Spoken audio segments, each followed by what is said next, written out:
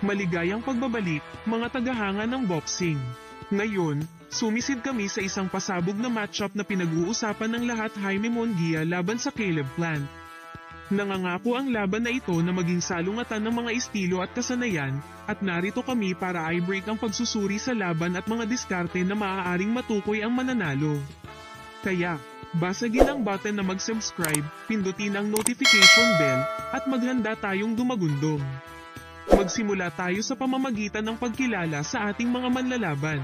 Sa isang sulok, mayroon kaming Jaime Munguia, ang Mexican sensation na kilala sa kanyang walang humpay na agresyon at knockout power. May kahanga-hangang record si Munguia, at ang kanyang mabangis na estilo ay ginagawa siyang paborito ng tagahanga. Siya ay isang dating junior middleweight champion na naghahanap upang gumawa ng kanyang marka sa super middleweight. Sa kabilang sulok, mayroon kaming Caleb "Sweet Hands" Plant, ang makintab na boksingero ng Amerika na may napakahusay na teknikal na kasanayan at husay sa pagtatanggol. Ang kakayahan ng Plant na i-outbox ang kanyang mga kalaban ng may bilis at katumpakan ay nakakuha sa kanya ng isang reputasyon bilang isa sa mga pinakabihasang manlalaban sa dibisyon. Siya ay isang dating IBF super middleweight champion na ang kanyang mga mata ay nakatutok sa muling pagkuha ng isang titulo. Ngayon, sumisid tayo sa pagsusuri ng laban, na tumutuon sa tatlong pangunahing lugar: opensa, depensa, at ring generalship. Si Jaime Munguia ay tungkol sa walang humpay na presyon at kapangyarihan. Gustong-gusto niyang sumulong, naghahagis ng mabibigat na putok sa ulo at katawan. Ang kanyang agresibong estilo ay idinisenyo upang masira ang kanyang mga kalaban sa paglipas ng panahon. Ang pagkakasala ni Caleb Plant ay binuo sa bilis at katumpakan. Mabisa niyang ginagamit ang kanyang jab para makontrol ang distansya at maganda ang pagkakasetup ng kanyang mga kombinasyon. Matalas at tumpak ang mga suntok ng halaman, kadalasang nakakahuli sa kanyang mga kalaban. Ang depensa ni Munguia ay madalas na natatabunan ng kanyang pagkakasala. Siya ay may posibilidad na umasa sa kanyang baba at katigasan upang sumipsip ng mga suntok habang naghahatid ng kanyang sarili. Gayunpaman, gumagamit siya ng banayad na pagdalaw ng ulo at footwork upang maiwasan ang ilang mga shot. Ang depensa ng Plant ay isa sa kanyang pinakamalaking lakas. Siya ay may mahusay na footwork, pagdalaw ng ulo, at ang kakayahang makadulas ng mga suntok. Ang kanyang mga kasanayan sa pagtatanggol ay nagpapahintulot sa kanya na manatiling mailap at mabaygo ang kanyang mga kalaban, na nagpapahirap sa kanila na makakuha ng malinis na mga putok. Nilalayo ni Munguia na dominahin ang ring sa pamamagitan ng kanyang pressure.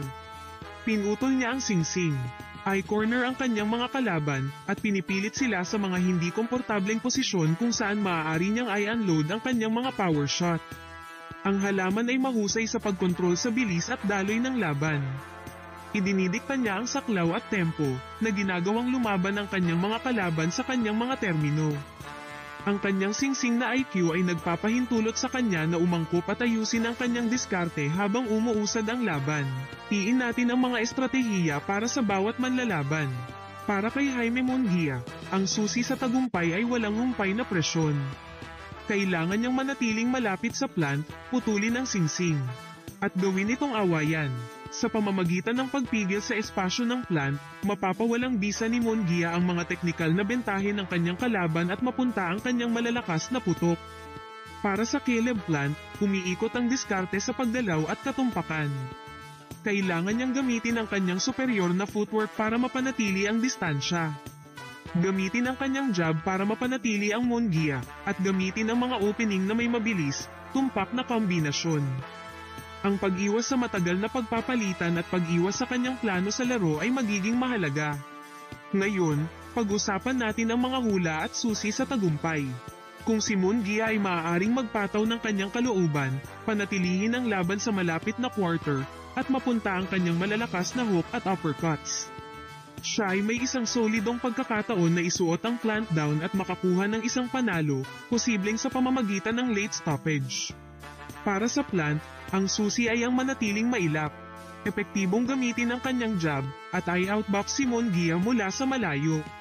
Kung maiiwasan niyang madala sa isang slugfest at manatili sa kanyang game plan, maaari siyang manalo sa pamamagitan ng desisyon o kahit na makahanap ng pagkakataon na pigilan si Munguia sa kanyang katumpakan. Ito ay isang labanan kung saan ang parehong mga lalaki ay may malinaw na landas sa tagumpay, na ginagawa itong hindi kapani-pani, walang kapana-panabik at hindi mahuhulaan. Sinusuportahan mo man ang kapangyarihan at presyon ng Mongia o ang mga matalinong kasanayan at katumpakan ng plant. Ito ay isang showdown na magkakaroon ng mga tagahanga sa gilid ng kanilang mga upuan mula simula hanggang katapusan.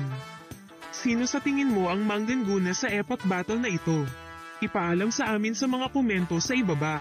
At kung nasiyahan ka sa pagsusuri na ito, huwag kalimutang i-like, ibahagi, at mag-subscribe para sa mas malalim na nilalaman ng boxing.